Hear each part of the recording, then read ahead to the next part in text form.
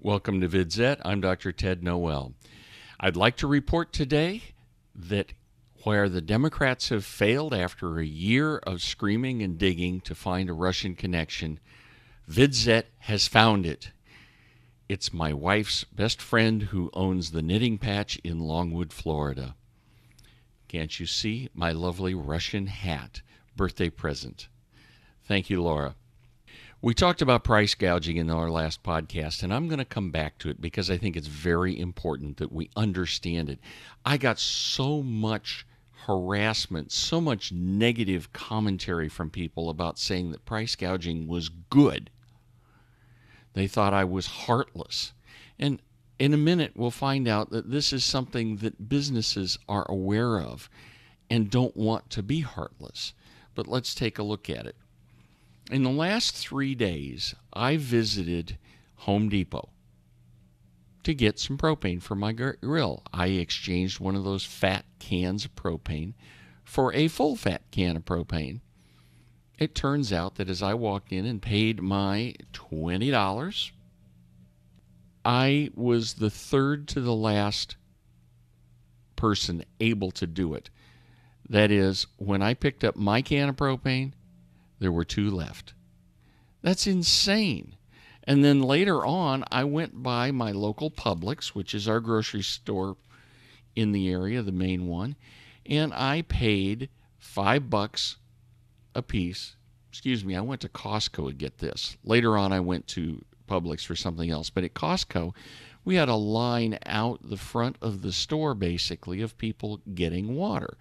And I got a couple of flats of water, 24 bottles of 16 ounces each of Zephyr Hills drinking water or something of that sort.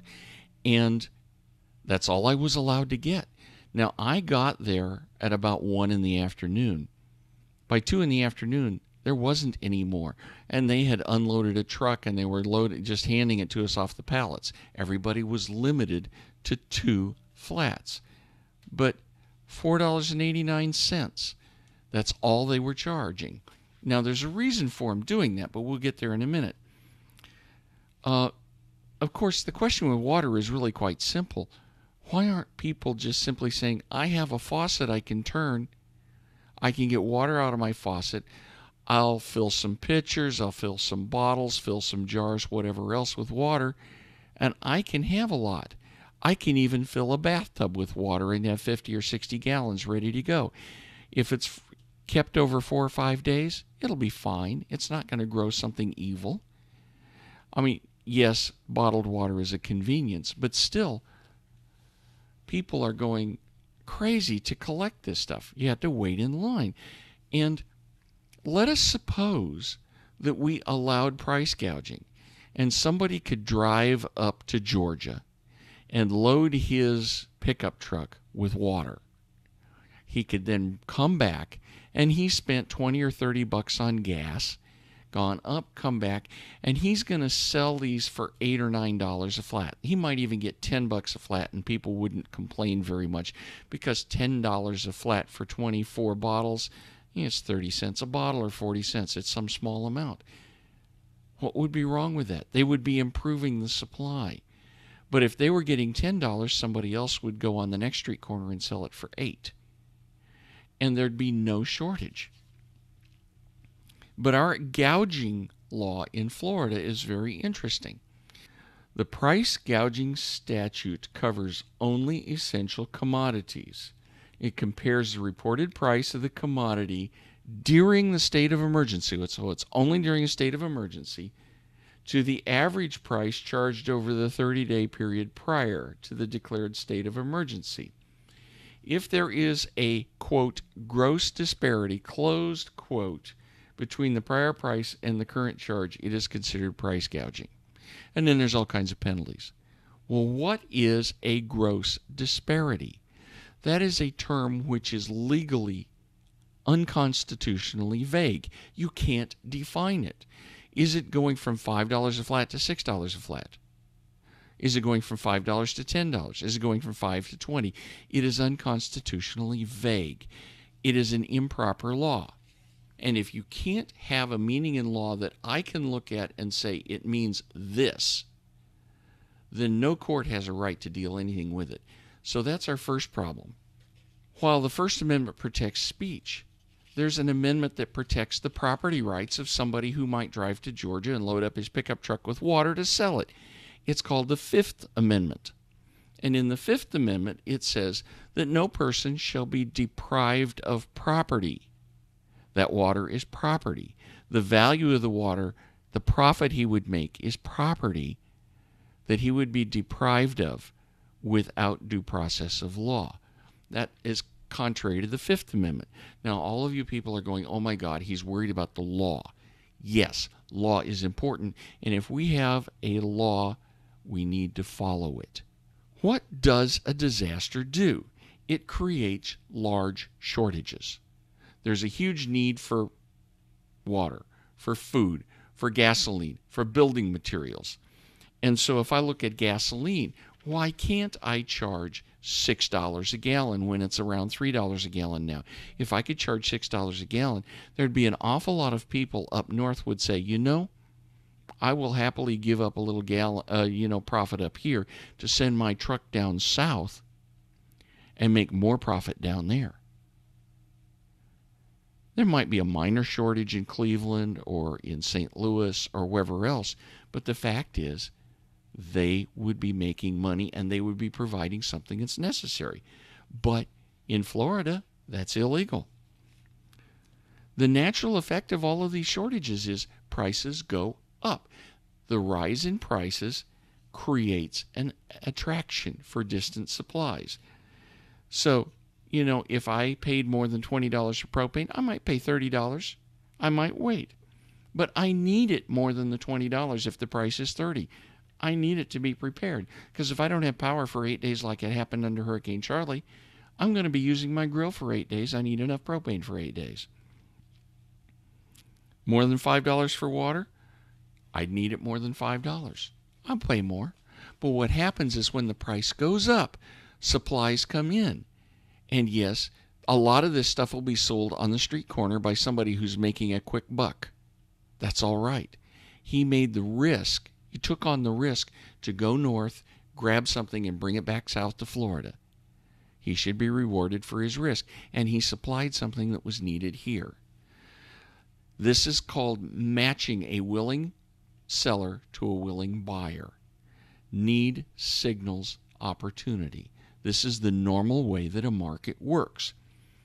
But what about that $99 flat of water on Amazon? It was real. By the time somebody sells 2 or 3 flats at $99, somebody else comes in at $50. Then somebody at $25, and very shortly what happens is even though you had a handful sold at this massively high price, very quickly the market settles at a price that allows us to have enough here without raping the consumer. Very rich people may have gotten this because it was the way to get it there quickly. Suppose gas was $6 a gallon. Well, instead of 40% of our stations having nothing to sell, they can't earn money. They've been deprived of the chance to earn their living. All stations would have plenty, and it would be a lot cheaper than $6 because it might only be $4. You know, $4 versus $3 isn't nearly so much. We've all paid $4 a gallon in the past. Gouging laws steal from people who have goods to sell. They prevent people from getting goods that they need. And they prevent recovery after disasters. Price gouging laws are a government-created disaster of their own. Now, what if there were no laws like this? Let's go back. In 1871, we had the Great Chicago Fire. Basically burned the whole city to the ground. What happened? Some people had fire insurance. Other people, as charitable people, brought in goods. They brought in rebuilding stuff. And very quickly, the city rebuilt and people were okay. 1906, the Great San Francisco earthquake. No federal help, no gouging laws, same story. Within 3 years, the city of San Francisco was completely rebuilt with no help from the federal government. Yes, there was charitable stuff. E.H. Harriman of Union Pacific Railroad sent free trains to get people out to safety, to where they could live for a while. But that's the way people do. Hurricane Andrew in Miami, the shortages that came from inability to charge extra led to difficulties in rebuilding. Now, companies like Home Depot said, we are not going to charge extra. We're going to bring in our supplies, but we're not going to charge extra. We're going to be a good neighbor. And this is a constraint that people see when they're in business. And if Home Depot had charged an extra $20 for a sheet of plywood, very quickly after the recovery, when Lowe's is across the street or some other lumber company is across the street and didn't charge it, that other company gets business.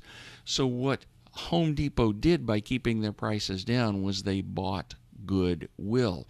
And they found that it was a good deal for them because people said, look, these are good business people. We'll continue to do business with them. People don't want to think carefully about price gouging. They're sitting here going, it's a horrible thing. It's a horrible thing. They're putting as much thought into it as they are into Russia. There is no evidence that Russia did a thing for our election. They didn't hurt anything. They didn't trip a single vote, and they didn't pay for anything during the election. At the same time, there's no evidence that price gouging hurts people in the disaster. In every case, price gouging helps because it brings in supplies that would not otherwise come in. Yes, prices go up. That's natural. But the price gouging prices, the horrible big prices, are usually only paid for a very short time by a very few people who have the extra money, and very quickly other supplies come in. Yes, they're a little higher price, but now we have the supplies we need. We can survive. We can rebuild. And it's time for us to take away the Russian hat, to quit thinking like conspiracy theorists and recognize that, yes, high prices offend all of us. Companies like Home Depot who say, I don't want to be offensive, will not raise their prices to any high level. Leave the other guys alone. They risked to get something there for a very few people, but they created the price signal that said, let's go in, let's provide the things for the recovery. I don't need all the hate mail. We need goods. We need the materials. We don't need people to do stupid things like price gouging laws. I'm Dr. Ted Noel. Thanks for listening.